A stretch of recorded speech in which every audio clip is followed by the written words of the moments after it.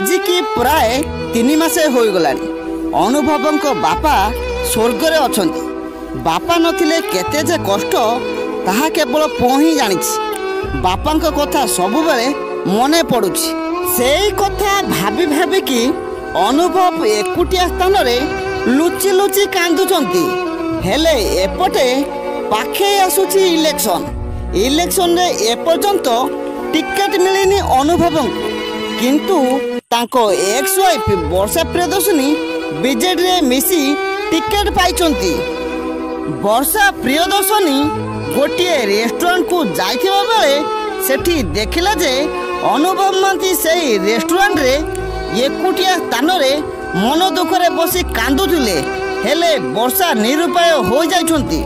अनुभव को एभली परिस्थिति रे देखि मध्य तांको टिके बुझाई पारु नाहंती।